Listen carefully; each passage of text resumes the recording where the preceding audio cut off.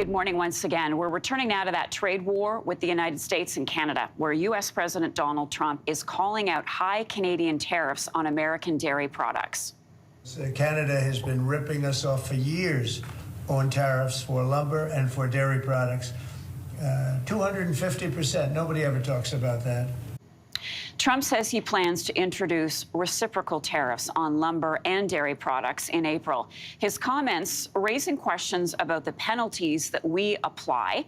Joining me now from Guelph is a closer look is Al Mussel. He's a research lead at Agri-Food Economic Systems. Good morning. Thanks for being with us. Good morning, Marcia. Thanks very much for having me. We really wanted to have you come on and talk about some of these misconceptions that are out there. Canada does charge tariffs on certain dairy products. Butter, for example, the tariffs can reach as high as 300%, cheddar cheese 245%. But here's what's key. There are conditions tied to this. Please explain to our viewers what they are and how this works. Yeah, I'm going back to the president's remarks a moment ago. It makes it sound like the United States actually paid these tariffs, and that doesn't happen. So the way this works, it's a common system. The United States has it for the products that it protects, including its dairy products. We have a volume that's set out in trade agreements for trade in which there's no tariff, zero tariff.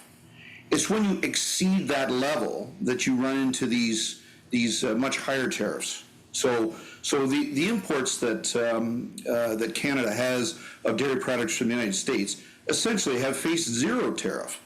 They're not paying this tariff. So are you telling us that when President Trump talks about Canada ripping the U.S. off, has that ever happened? How often do American companies pay these high tariffs that Trump is referring to? Let's look at milk, for example. Yeah, on a commercial basis, literally no. So I think on this matter of access, I think you need to break it down into individual dairy products. So I have in front of me the data from 2023 under the Export-Import Permits Act on products that are demanded in Canada. So butter and cheese, for example, that volume that comes in under 0% tariff, the U.S. filled 98% of it for butter, 98% for cheese, 90% for cream. These are all products that are in demand in Canada. If we look at other products like skim milk powder, the extent to which the U.S. filled that volume is much lower. But that's because we're surplus in skim milk powder. There isn't a good market for it here.